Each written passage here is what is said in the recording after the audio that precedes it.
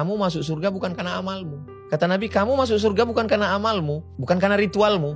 Wow. Lalu sahabat bertanya, engkau ya Rasulullah juga masuk surga bukan karena ritualmu? Bukan. Terus kenapa? Illa ayyataghammadani Allahu birahmatih. Aku masuk surga karena kasih sayang Allah.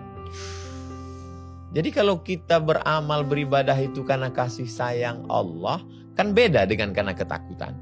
Mohon maaf jangan tersinggung. Mungkin mental kita mental kuli.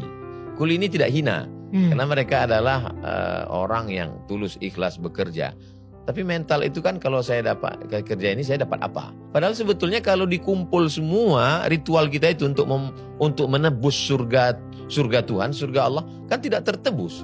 Bagaimana mungkin seorang Abdul Somad yang hidup 63 tahun, potong tidur, potong kerja, potong ini, berapa persen dari ritual ibadahnya untuk menebus surga yang kekal selamanya? Kan nggak bisa. Terus masuk surga itu kenapa? Karena kasih sayang Allah.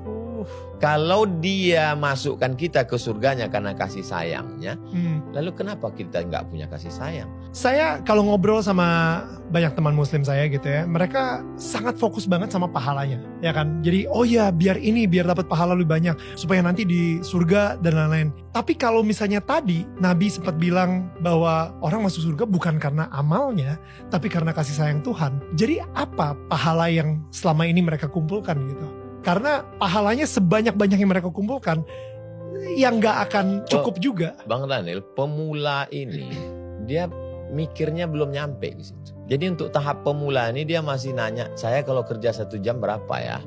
Kamu $2. Terus kalau per hari, kalau kerja malam ada bonusnya enggak? Untuk pemula memang begitu. Teknis. Iya. Ya. Kalau dia mau jalan, dia mau mikir, mau merenung, mau belajar, nanti dia akan keluar dari lingkaran pahala itu kepada merindukan kasih sayang. Tapi karena dia jalan di tempat, keilmuannya di bidang yang lain dia S1, S2, S3, pangkatnya naik terus dari golongan 2A, 2B, 2C sampai 4E. Tapi proses pemikiran beragamanya jalan di tempat. Anak kecil terjebak di tubuh orang dewasa, berbahaya. Kalau kamu nggak sholat masuk neraka. Kalau kamu minum masuk neraka. Kalau kamu mau masuk surga berarti kamu mesti banyak baca Quran. Itu tidak salah bagi pemula. Toh kita juga dulu diajarkan orang tua kan begitu. Nanti kalau kamu juara kamu dapat hadiah ini. Kalau kamu nggak naik kelas subsidi silang putus. Pemula. Tapi setelah kita dewasa kita tidak lagi melihat itu. Semua kita berikan kepada orang tua, kenapa? Cinta. Ambillah ini semua, Mak. Apa yang mau nih ambillah. Kenapa? Karena aku tidak bisa membalas sekali teriakanmu saat melahirkan aku. Jadi perlu kedewasaan. Jadi sekarang banyak anak-anak yang terjebak di tubuh orang dewasa. Cara berpikirnya, berpikir anak-anak.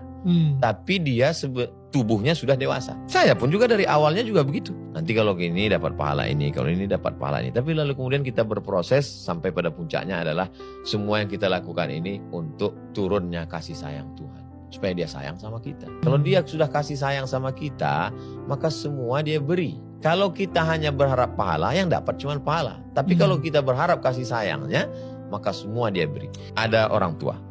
Nanti kalau kamu masuk kelas, gaji jajannya segini. Kalau nanti ranking 1, hadiahnya ini. Dapatnya cuma itu.